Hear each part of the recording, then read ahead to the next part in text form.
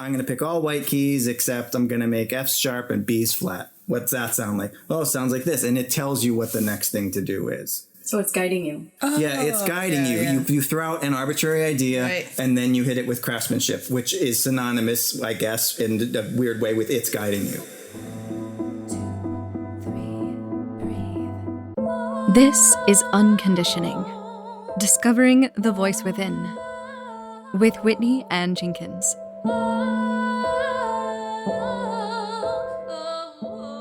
Hi, hello. Welcome to the very first episode of Unconditioning, Discovering the Voice Within, where I bring on guests and we talk about the inner authentic voice and how they've followed it throughout their lives, the challenges and the rewards that have come from that, and also the discoveries that they're still making. My very first guests that I have on the show are Andy Hasenpflug and Robin Hasenpflug, who are two incredible musicians who harmonize as a couple and who also happen to be my very good friends. And I wanted to bring them on the show because they're two of the most grounded individuals that I know with knowing themselves. And that is translated through their artistry as musicians. And I thought that they would have a lot of wisdom to share on this subject as we dive deep into this conversation.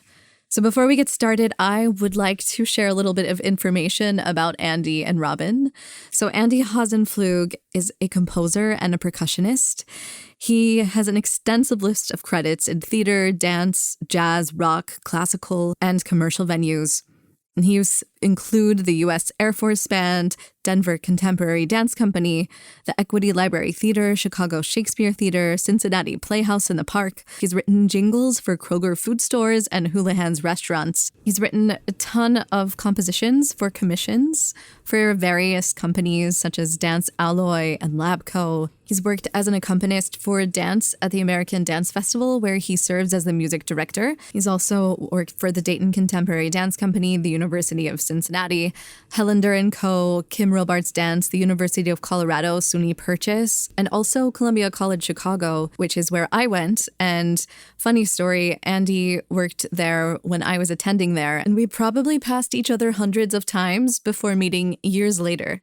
And he currently serves as the music director for the dance department at Slippery Rock University. And somehow I actually convinced Andy to play on stage with my band a couple times. So quite a resume there.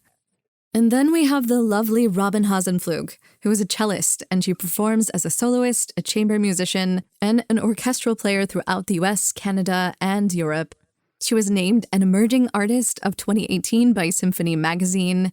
As a member of the Holzer Music Festival, she performed in a concert tour of Italy, and she also concertized in Germany in the same region where she played with the Flats Theater Opera Orchestra. And in the US, Robin's all over the place. She serves an assistant to the principal of the Wisconsin Chamber Orchestra in Madison. She continues her post as principal cellist of the Butler County Symphony Orchestra, as well as performing with the Erie Philharmonic and Wheeling Symphony. Robin performs regularly with the Trans-Siberian Orchestra. She's played concerts with Evanescence, Disturbed, Josh Groban, and Michael Bublé. She's featured on my first album, and she is currently teaching privately in her studio and serves as a cello professor at Westminster College. And this isn't even all of their resumes. It's very extensive, but just to give you an idea, these are two very impressive individuals, and every now and then Robin and Andy combine their efforts and fuse their music into the duo Hasenpflug. So I'm really excited to introduce them to you in this conversation. It's very candid and honest and fun and full of energy. So without further ado, I present to you Robin and Andy Hasenpflug. No, I'm excited. I love answering questions. I have a little guideline that we can veer off of or not follow at all. That Perfect. sounds like I love that. Yeah. Jinx. Wow. Wait, magic. You guys have been like my COVID constants. Wow. I think. Yeah, I agree. I think you're one of our constants as well. I think that should be a Bigelow tea. Yeah. Well, I mean, it's hard because COVID constants. I don't know. Like, we love a lot of the families in the neighborhood, but everybody's Constant like COVID. I'm sorry. Okay, forget it. I know. I'm sorry. I did that. I admit it. I apologize. Okay, now I can listen. No, I don't care. I don't even know what I was talking about. And I didn't even like what I was saying anyway, so I'm glad you interrupted. No, it's just that everybody has to... Okay. No, I like mean, the neighbors. neighbors, I love you. But we all have to distance a little, right? Yeah. And, they have a bunch of kids and everybody's worried about killing people with their children. Oh, yeah. As carriers, I get it. We kill people with our children. So what's the first thing on your Ning Nang? Yeah, let's hear one of your first things. I want to hear about little Andy and little Robin.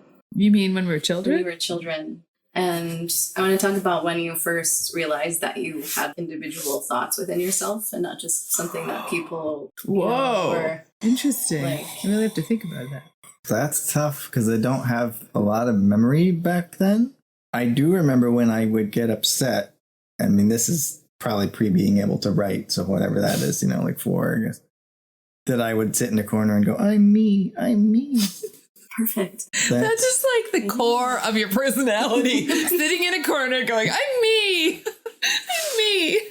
So then there you go. Short answer. That's really great. But what did that mean though to you? I can't tell you that. I mean, I don't think it meant like I realize I'm sentient, but it did mean I am me. Yeah. Like I don't have to get along with your other shit because I'm just me, I don't have to be you or do your thing or believe your beliefs. Totally. Which is why I wanted to have you on this podcast, really, because I feel like you, out of so many people that I know, are able to carry that with you. Oh my gosh, yes. Him, not me, but him.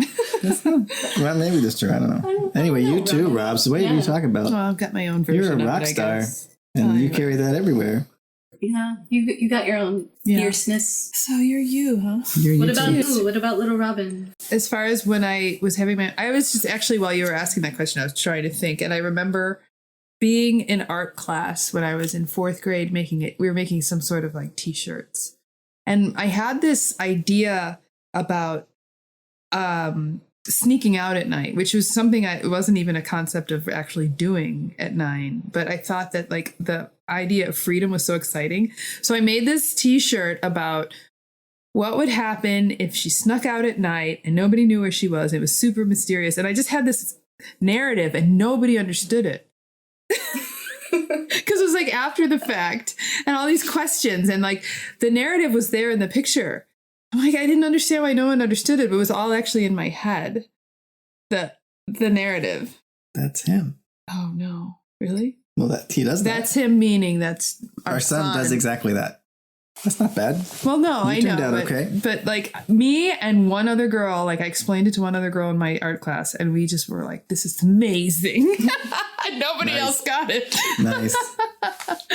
So I think that's it. Because I was like, I had this real like elaborate concept of freedom and I wanted to have this like little girl sneak out and do her own thing. And I didn't even know that was a thing. Like, in high school, people snuck out all the time. But I was like, what if she actually went off on her own? When you were younger. Yeah. I used to have thoughts about that I had a completely other different family. And I would have like conversations with them at the end of the day and being like, so oh, this family is so crazy. Like, look at all the crazy things that they do and won't let you do. Yes. Like, why don't they have a pool? Nice. Right. It was sort of like that. Yeah, exactly. So it's just some fantasy world that I had these ideas of, but then little did I know I could not wait to escape myself. Like literally I couldn't wait to get into the world as I got older. Were you encouraged to get into the world? Like, did you come? Yeah, they're so cute. My parents are so cute. Like they encouraged me, but also at the same time, they want me to be home all the time. So it's because, I guess that's a parent thing. Like they want you to be so successful, but then they guilt you out because you're never home once you're successful. So yes, I was encouraged, at least in the musical department, definitely. Were you encouraged to explore your I am me? Oh, I think so. Yeah. Yeah. Yeah, absolutely. I don't even ever recall a conversation like, well, you can go into music, but it's going to be really hard. I don't even think that ever happened. Yeah, same here. Like my dad was like they didn't try to get, this is so backwards world, but my parents didn't think about me having a plan B or a safety net. They just really they knew what I wanted and they were encouraging that. At what point did you know that music is what you were going to do? You go. Always, but when I was a little kid, I don't know if I thought of things that way. I mean, I wrote songs, and there were 3 notes or whatever, but so no, I probably thought I'm going to be a doctor or whatever. But I mean, as soon as like really actually you're going to do something was the thought. 12 years old, maybe. Is your foot okay? Can I tell you a funny story when you're done? Yeah. About kicking a mic? Yeah. Okay. Go. Mine's done. So, you know Dee Snider from Twisted Sister. So maybe when I was playing backups for him like 2 years ago, he was doing like a ballad and I hit the mic with like my bow and it was like pop, like right in the middle of it. Maybe that happened. Okay. Anyhow, go on. Like I just did that right now with this mic. Yeah. With my foot. Oops. No, that's it. So yeah, as far as back as I know, but maybe 12 was the first formal thought about a future and what am I going to do. So what about you, Robin? 15. Yeah. It was like one of those state orchestras and this story, oh my God. I find this story so cheesy now, but it was the Pines of Rome, which is like a really big bombastic orchestral piece. And there's this solo where it's okay. I love Respighi, but this is a little cheesy. He has a recording of a bird scored into the part. So there's this clarinet solo and it gets really quiet. And then you're supposed to play a recording of birds chirping. Like nobody did that. And I'm like, all these tears. Like I couldn't, my whole being was like, this is so beautiful. And I was like, wait a minute, do people get paid for this? Because I always want to do this forever, ever, always now. Because I thought, wow, if I can, use my craft and have this incredibly fulfilling soul experience for a living. I mean, I put the word living in quotes when I say that, but we're alive. We're alive. You are alive. Yeah. No, I get that. Like the music is very powerful and being able to really inspire us or affect our emotions. Yeah. And we all experience it in a different way. Like come from it with a different emotion, maybe, which is very. And there is an it. When you say come to it, it's a thing. It's addictive. It's like the void. Being in this moment is addictive. And that's why I think that's why we put our blood, sweat, and tears into it to achieve that. Like, it's like you're always reaching for that. When all the planets and stars align in a performance, or sometimes it's just when you're practicing by yourself, you have this moment and it's just so soul filling. It doesn't matter if anyone heard it or not. It's addictive. Yeah. I find that to be an entirely separate thing from performance.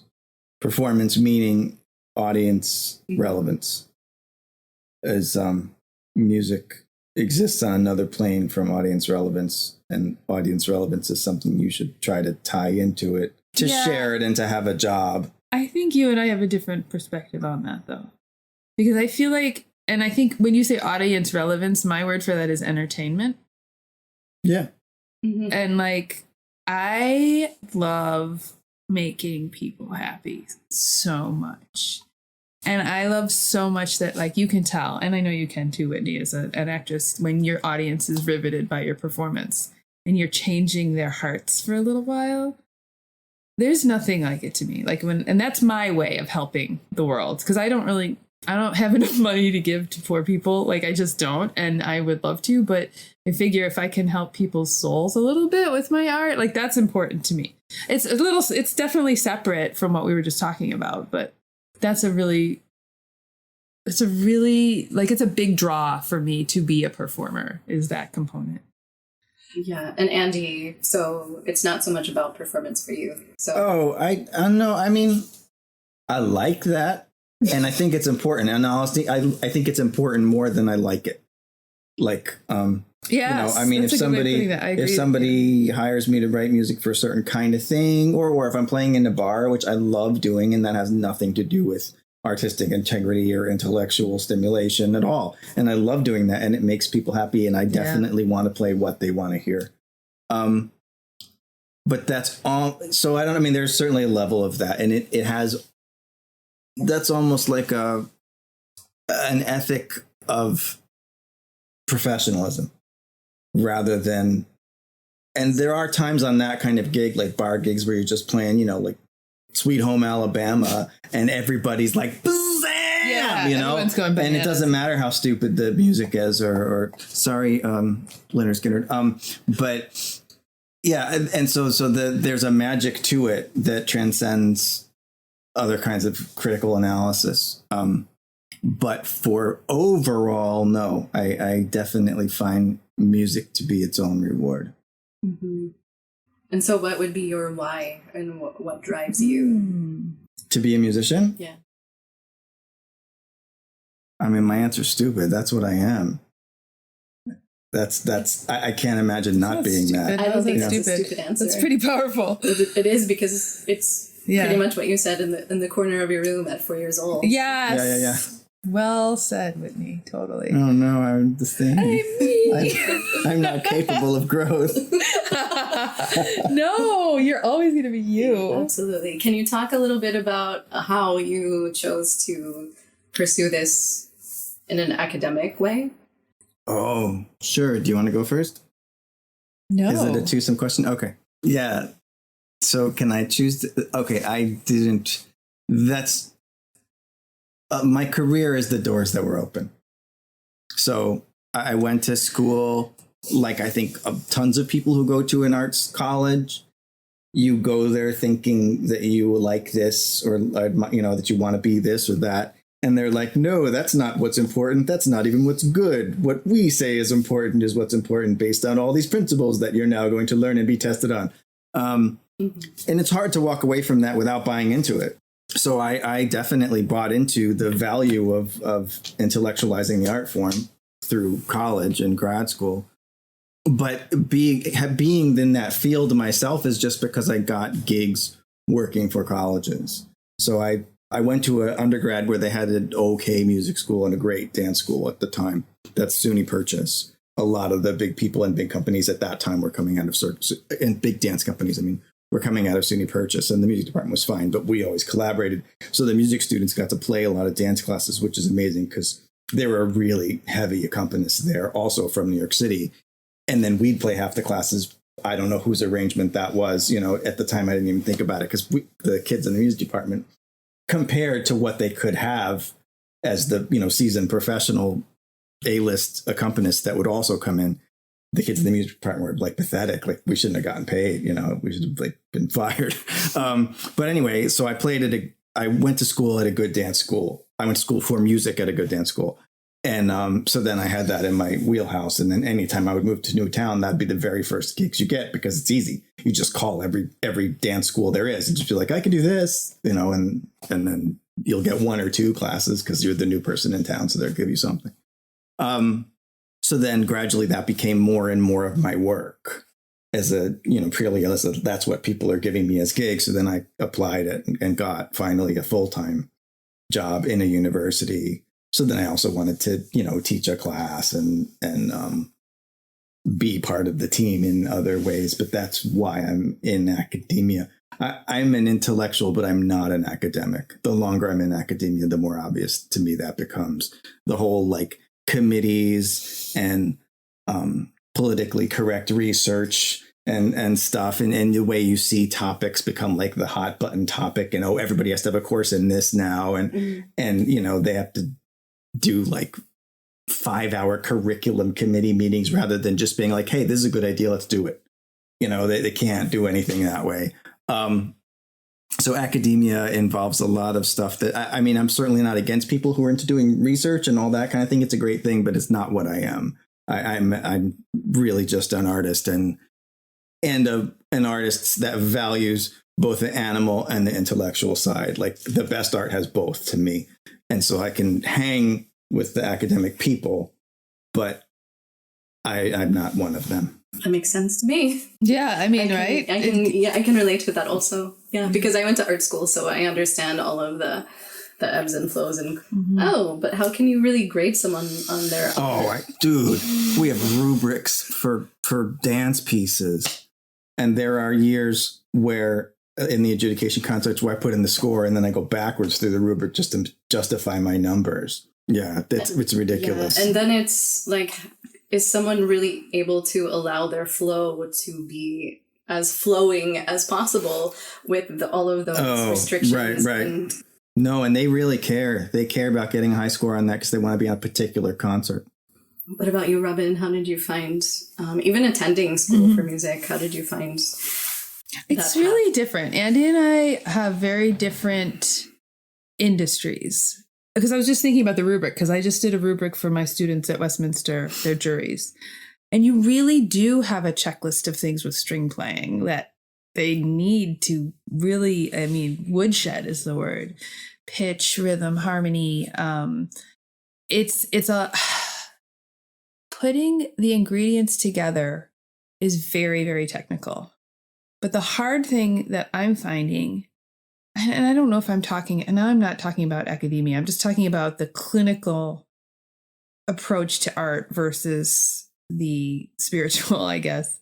The hard thing to bridge is going from building your technique as a classical string player to creating the canvas that the composer intended it to be.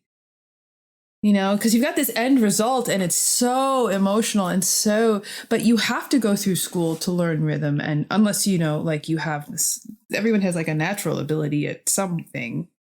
And the skill sets are so different, but everybody has to know rhythm. Rhythm is, there's no middle ground. Rhythm, dynamics, tempo, blah, blah, blah. All those ingredients to make this recipe of this beautiful canvas and this beautiful work of art that Brahms made. You have to have those abilities. You have to, and they have to be very, very good. Okay, so I'm going to quote a review of yours, because I think this speaks to what you're talking about right now. It says, her control of the cello allowed her instrument to sing as if it were a human voice. Yeah. So can you talk about what it's like to balance like the technique versus allowing things to flow and express? I know. I'm just now starting to be able to articulate that particular component, I don't know, of being a musician, because you have to do all the work at home. And my analogy to my students lately has been like, if you imagine somebody getting ready for a date and they have like a mask and like cucumbers on their eyes and curlers in their hair and a robe, and they look crazy, but that's all the preparation work. You don't want to hear people hear you practice. Practicing sounds bad, but you have to do all that stuff. But somewhere between all the preparation, all the scales, the etudes, the practicing your shifts, somewhere between that and the stage is where you need to wash your face of the mask and start to put on the lipstick and start to bridge the gap between the technical and the spiritual. And some people have the natural ability to play musically without having to evolve away from all the woodshedding of learning a piece of music to the stage. But I think so many music students, including myself, you have to start to evolve away from all the work you did and start to tap into the composer's intentions now that you have the tools to do that. And you have to learn how to stop micromanaging and quiet the chatter in your head to let the phrasing flow and to let the music flow. And there's for me and for my students as well. I mean, there are brilliant musicians out there who were born with this. And then there's those of us who have to learn the steps between technique and artistry and just pure, but you can't have the artistry without the technique. Right. So there's a gap. Then that's what I'm trying to train my students right now. I'll say next week, I just want you to play this for me, no matter what happens, without stopping. I don't care if you make a mistake. I want you to stop micromanaging in your mind and to start listening to yourself. And that's where the vocalness, like cello is a very vocal instrument, I think. I think it's and that review really warms my heart because I really feel like the cello is probably the closest thing to the human voice, one of the closest instruments. But like when you're in that space where you're not thinking anymore, you're just hearing and being in the music. That's the goal. And it's hard to teach that. And I think it's hard for me to do it myself sometimes. But I think for me, it's like when I teach it, it's just a matter of letting the student relax into the music and hearing it and trusting that you know how to play it so you don't have to constantly correct yourself technically. It's a hard Take a deep breath. Music is hard. Because a lot of your work is interpreting something that someone else has composed. That's on the list. And a lot of what Andy does is actually composing yourself. So where does that inspiration come from? I believe pretty strongly that creativity doesn't exist, and that the person who's quote unquote creative is the person who's willing to show what they made to other people. And the person who's not quote unquote creative is the person that puts the word just in front of what they made. So in music, that might be like, well, that's just a D major scale, or that's just a 1-4-5 chord progression, or that's, just me rhyming true love with dreaming of. Like, and then there's the person that's like, listen to this, and it's not any better or more complex or whatever. And I think that's true across the board in any art, and maybe just in anything. That I'm not necessarily, I believe in talent and stuff like that. I'm just saying, like, creativity itself, I don't know how that much that actually exists. This is funny because I think you're one of the most creative people I've ever met, if not like the top.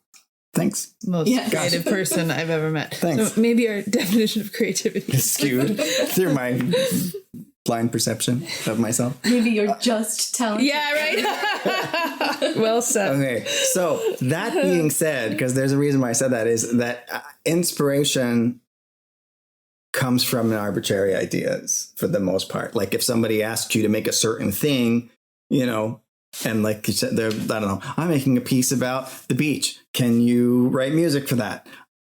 So, what am I going to start with? Just pick any arbitrary things. Okay, I'll start with ocean sounds. I'll start with, what do you like about the beach? Oh, playing. I'll start with people playing volleyball sounds, and how would that sound in music or whatever. Or you might be making some, postmodern decision. You're like, well, then I'm going to make concrete industrial sounds because it makes me long for the beach. So like any arbitrary decision you make is fine. Then you just vomit some stuff out based on those parameters. And then the inspiration, in quotes, starts, which is then you chisel. Then you are. Okay, so you're saying that that's not creative because somebody dictated what you're. No, I'm saying it's not inspired. Okay, so that's someone giving you an assignment, basically. Right. No, but I think that's anything. Right. You can just start with, I'm just going to do something I want. Well, I'm going to pick all white keys, except I'm going to make F's sharp and B's flat. What's that sound like? Oh, it sounds like this. And it tells you what the next thing to do is. So it's guiding you. Oh, yeah, it's guiding you. Yeah. You throw out an arbitrary idea, and then you hit it with craftsmanship, which is synonymous, I guess, in a weird way with it's guiding you. Cool. So what is it? Quality. Or the and emotional response. Emotional response. I like that. So your careers have taken you all over the world. Almost. Right. A lot of the world. A lot of the world. There's still some things we haven't seen. Lots of things. Okay. P.S. I don't mean to. But you lived in Germany, yes. That was nice. You've experienced. Yeah, that was great. Lots of different places. Yes. And so how did that inform your voice as musicians? Or did it affect that at all? Did it change your voice inside of you? I'm sure it did. Well, I mean, honestly, I think everything does. But for classical musicians, it's like a pilgrimage. Like you have to go over to Vienna and Salzburg and just visit, the graves and the homes of your I really feel like it's just such a nice way. I mean, for the working backwards, the fact that we're still playing these people's music and it's so revered and it's so ubiquitous is like it's a gift. And then to be able to go to where they were inspired. I think that's what I'm trying to say. It's like to go to their homelands and see where they took inspiration, Mozart and Bach, and just to go to the Thomaskirche where Bach worked. You're like, what? And just to have, but then also to experience the way Europeans and their ensembles are. I actually played in an opera company over there, and I got to know how their economy and how their government and their society supported the arts.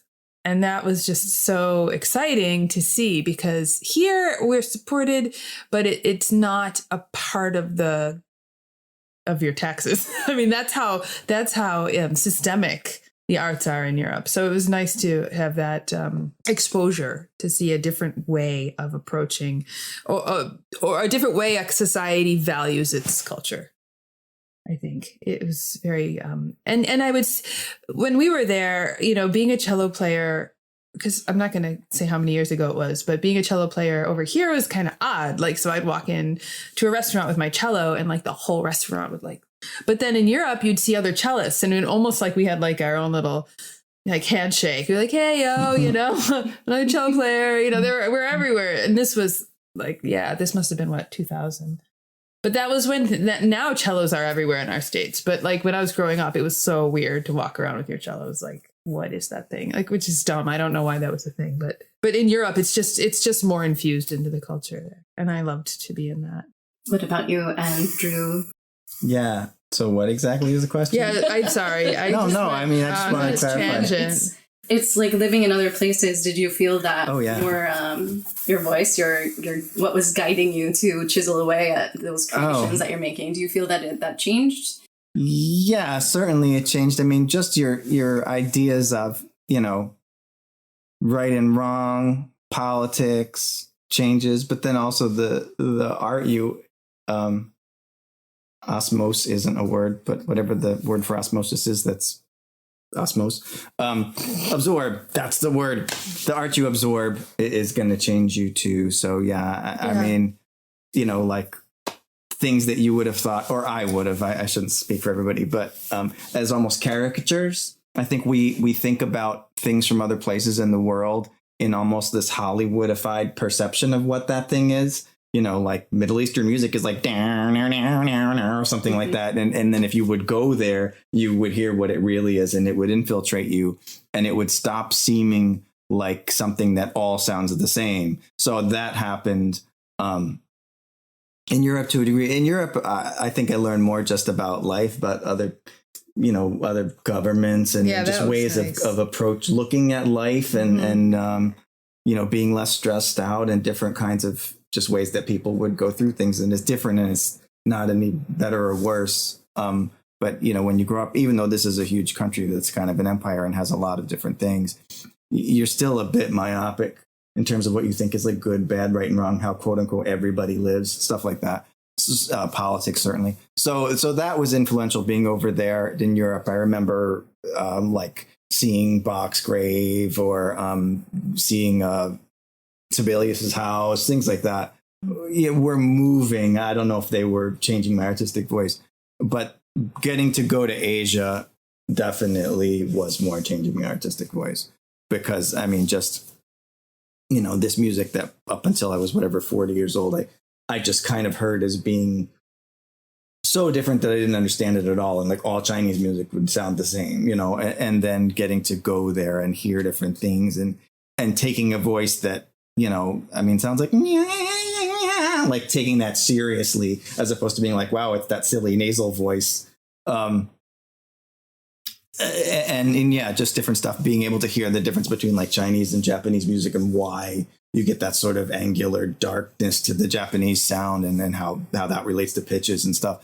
That definitely, I find in my work, I'm copying a lot of that. So yes, it did. And also, one other thing that I felt, maybe it was just me getting older, but something that I was able to embrace more the more I traveled and the more I saw the world, is art that is not goal oriented. Like, we tend to really value this art that like has a climax at like 2/3 of the way through or whatever. It's really directional. And that just sort of comes from the Western aesthetic. And traveling allowed me to embrace a little bit more things that might not have that, like A, B, A, C, climax, A, B, fade out kind of thing. Like, not that I ever saw this, but like, I think it's the Thailand shadow puppetry that goes on for like 6 hours or whatever. But a lot of art forms that are like sort of long based or drone based, or even like just have improvisatory structures where it might be intense for a bit, but then it's not, and then it might be, and then it's not, and it's not about like did you have a beginning and a middle and an end with a journey that has the kind of trajectory? I think that I learned a lot about that from traveling too. Sounds more like real life rather than right. a Hollywood blockbuster. Mm-hmm. So out of all of the places that you've been, where did Andy feel like he was most the I am me in the corner of his bedroom? I don't know if there's an answer for that. I mean, when you go somewhere, yeah, there you go, thanks. You know, when you go somewhere, when you get to go somewhere new, every place feels like that because it doesn't have anything bad about it yet. You know what I mean? You're like, these people really get it right. Oh my God, this is so amazing over here, you know? Yeah. And I don't, you know, and then if you hang out anywhere, not even that long, but long enough, like you realize there's a bunch of jerks there too, you know? Right. Yeah. So no, I don't know. I mean, I think it's here because actually in the States, I'm sure they do this everywhere, but it is a melting pot. And like my art is definitely a melting pot. And even to the point where there are very things I can do in an authentic way. Well, almost everything of what I do is some kind of bastardization of something else. And I think that's a very American thing. Yeah. What about you, Robin? Yeah, I was just thinking about that. I think we lived in Germany, but I have Italian roots. And when I was in Italy, and I've been there a couple times, and I love it. I love it so much. And I do find personalities and the culture there to resonate with me. If I were to choose anywhere to live, I would live in France just because I adore Paris. But like Andy said, I think here is it's just where I feel most comfortable and that I can contribute. I don't know. It's hard to say. But I think, you know, this is where my culture is now. Right. Like when I went to Italy and I had a dinner, you know, I've heard this story a million times, sorry, with friends at a farm. And the father's name is Gasparino. And I didn't speak any Italian. I tried to learn since because I felt stupid.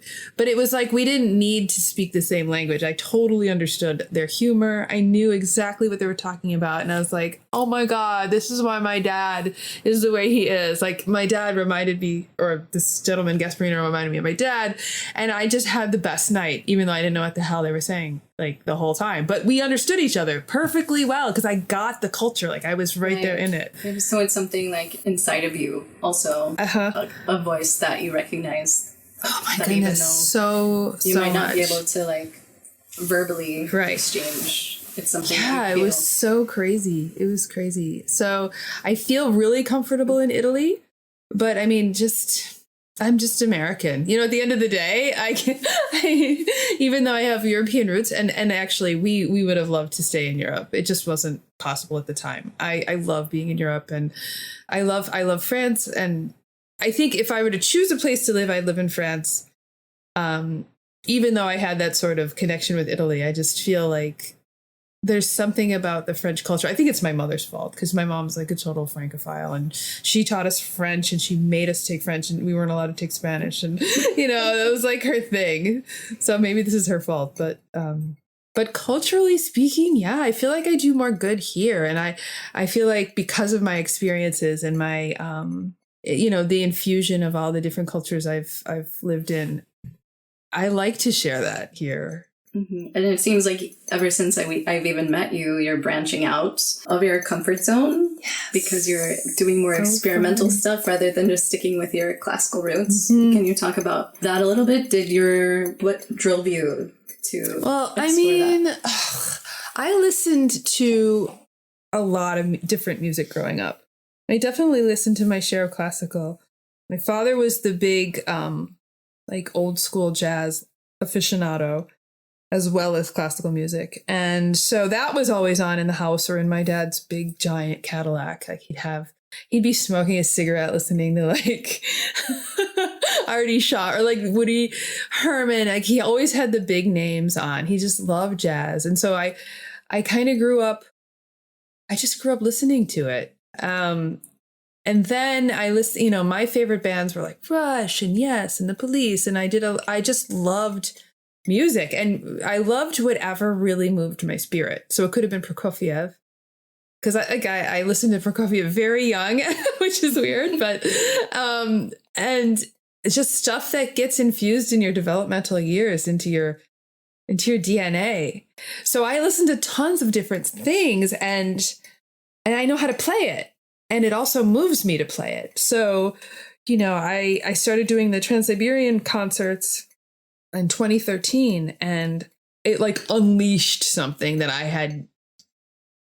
It was dormant because I was working so hard to be a classical musician all these years that I hadn't tapped into the fact that I know this music, I understand it, and I love it, and it's super fun, and it really isn't that different from the energy I put into playing Shostakovich. So I started doing more of that, and then other doors opened up, and I didn't say no anymore. I just started saying yes to everything, and I ended up on the stage with a lot of really cool names, which could be considered just gigs, but I considered them effing amazing. And I got to play some great stuff with great musicians and artists. And I just got addicted to it. I just opened, like something was unleashed. It's all Trans-Siberian's fault. They unleashed the beast. Yes. You also play a lot of weddings. Tons. And so how do you make that be okay for you after you're playing the same thing? Oh, that's such a great question. I love this question because that's a journey in and of itself, because weddings are super lucrative. They're not hard to do. But you are expected to be, great. You have to be, it's a big day, So I played weddings for a couple decades now, and I just never thought I'd still be doing them. But the thing is, I had I call it like a renaissance in my playing. Because at first, when you're a young musician and you're going to win the New York Philharmonic, you're just like practicing and you're too busy, but you have to make money. So you play these weddings and they're stupid and you're bored. And then like, I guess maybe it was in Europe when I studied with Hans Christian Schweiker. He's just like this amazing man and a beautiful soul. And he just re-enlivened the fact that it doesn't matter what you're playing for. You're playing music. You're doing your art. So you could put me in any situation right now and I will be having the time of my life. So that was a big turning point, because I see young musicians and I hire young musicians, and I see a couple different kinds who are just in it, the wedding gig to get the money and go home. And then I see people who are actually musicians. Because once you achieve being a real musician, it doesn't matter what gig you're on, you're playing. You're a musician, period. You're not just like going through the motions or phoning it in. So I turned that corner when I was in Germany, for sure. And I just if you have something you want me to play, I'm all in, and I will play music for you. The end. There's like nothing. There's no middle ground. Yeah. So Andy, can you talk a little bit more about your dance collaboration? Sure. And because when you play for dancers, are you given something specific to play? Usually? Yeah, sometimes. Yeah, sometimes, or is it more improvisational? Okay, so no, it's for me, it's entirely improvisational. I know, it depends what discipline of dance you're talking about. So if you're in a traditional West African class, for instance, which I'm not knowledgeable about, but then you're playing a specific style of music that has 3 different specific djembe parts, 3 different specific junjun parts. And they're the same no matter when or where that is. Not to make it sound too inflexible, again, it's not my expertise, but in that case, my point is you're playing a traditional thing. If you're in a ballet class at this time in history, it depends if it's a traditional ballet class or if it's a contemporary ballet class, what you're going to play. So I don't know how to play a traditional ballet class, so I play a contemporary ballet class, which means I improvise it. Okay, so within that, have you noticed, like, as you're improvising and going along with what you're doing, can you notice that it affects the dancers? Yeah, okay, that's big. So I play a lot of contemporary dance and some ballet. And I'm really a contemporary player, but it's the same answer for the question, which is why I said that. Yes. When you first get into it, or if you're doing it part-time or whatever, if it's a side gig, if you're haven't sort of bought into it yet, you're generally trying to please the teacher and play something that is fun for everybody, and it's exciting and fun, and that's really all you care about. Once you sort of become vested, you add things to that. It has to be pedagogically valuable for them. You have to be teaching them without speaking. There are multiple levels that you're trying to hit as an accompanist, improvising. So yes, you're given some specific things, but it changes. And the more seasoned you get, the more you can read into what they're doing, and what they need at that given time. So, you'll know if there's a tempo, if they're even counting, what the count structure is, what the general vibe of the dance is, if there are specific accents, things like that. And then I will choose to what degree I want to reinforce that in sort of a music visualization kind of way. That would be a choreographic technique where they're trying to make the dance look like the music sounds. That's music visualization as a choreographer. So whether I'm going for that aspect, like light and fast, because they're doing something light and fast, or whether I'm going to choose to contrast that on some level to make it better art or to teach them something, and it's a balance when you're in class of trying to maintain the energy and make it fun, trying to play some things that are very obvious that they can latch on too easily, trying to play some things that are going to challenge them, but are still always good art. Like I never try to challenge them with something that's bad art to just be like, hey, make this work, Ooh, so there's good and bad art? Yes. Yes, there is. Absolutely. Wow. It's whatever I say it is, too. It's just art. So yeah, there are all of those things that go into that. Does that answer your question? Yeah, because you're kind of working with a different art form. And so they're using their own voices and you're using yours. And so it's an interesting thought that you guys would harmonize. Yeah. I look at it always as a duet, even if there's 30 of them and one of me, sort of. Yeah, no, I know. I actually got a chance to do some dance classes with Andy at the American Dance Festival in Summers. And I'm the opposite, though, because I'm not a dance musician, but I react to what's going on there more than I'm dictating what's going on there. But I know Andy works with the dance instructor and they kind of already plot things out in advance.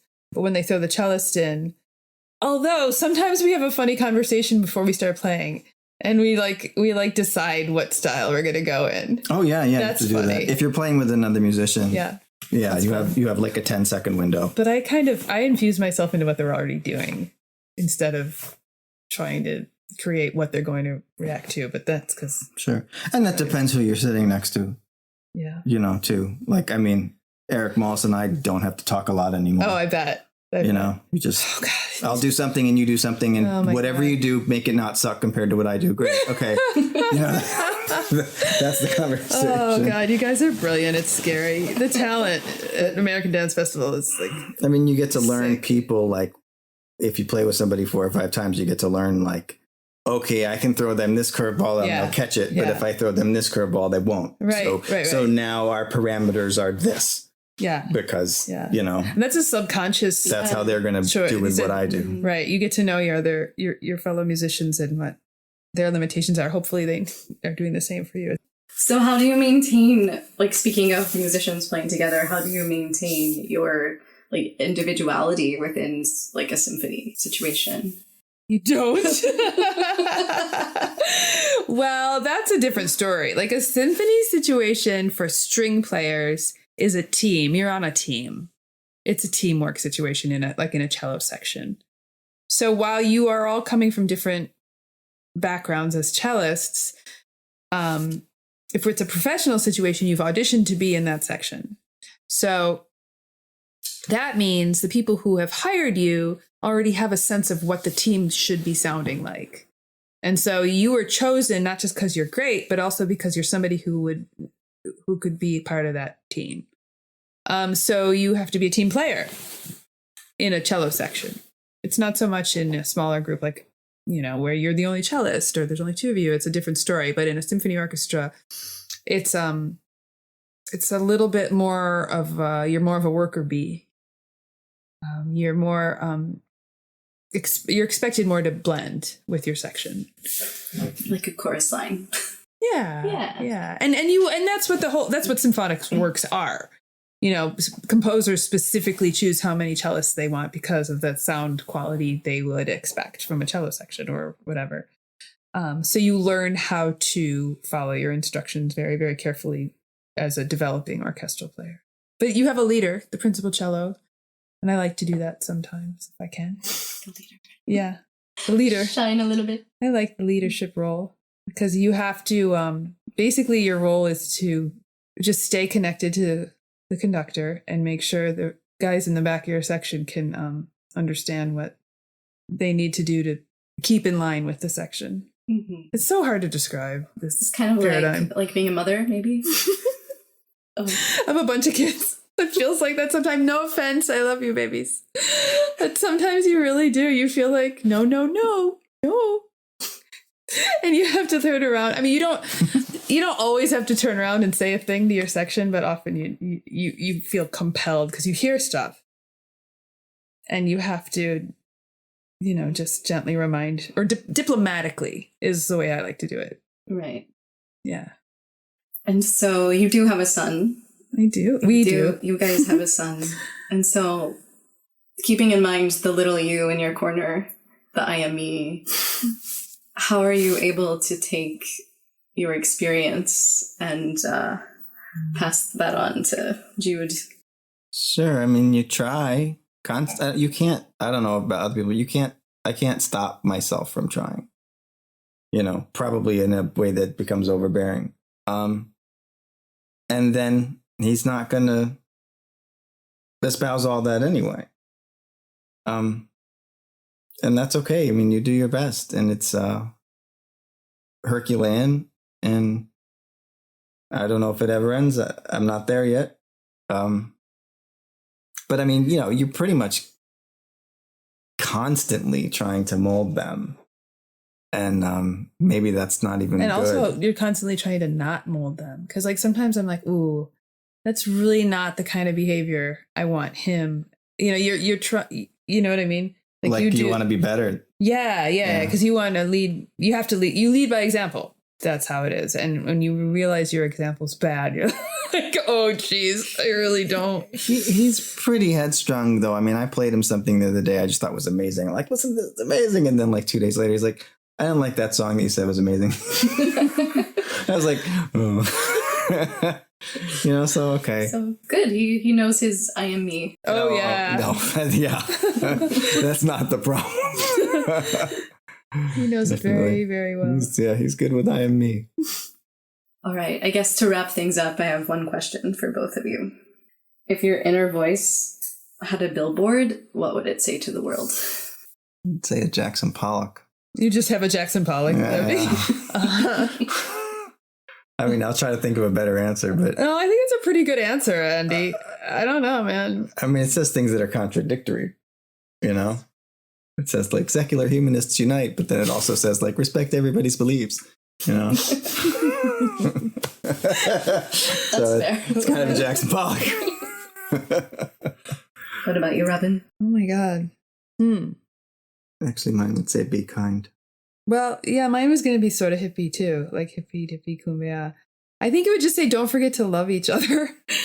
I mean, I don't know. I wish I could say something more profound than that, but I think the most profound. We just forget, and we get all caught up in our egos. Ugh. Yeah, but I mean, I feel like this whole interview, when it ends with this question, is what are you making the art for? Mm-hmm. That's kind of the same question. If it's about us being artists and that kind of thing, and that at the end of the day, art is this thing that takes away pain or transforms it or brings joy or basically tries to get us to not be pieces of shit. Pieces of shit. Yeah, don't be a piece of shit. There you go. I think don't forget to love. I like that. I'm going to go with that. I'll go with be kind. Thank you. Thank you. And if people would like to check out your work, where can they find you? I have AndyHasenpflug.com. You want me to spell that?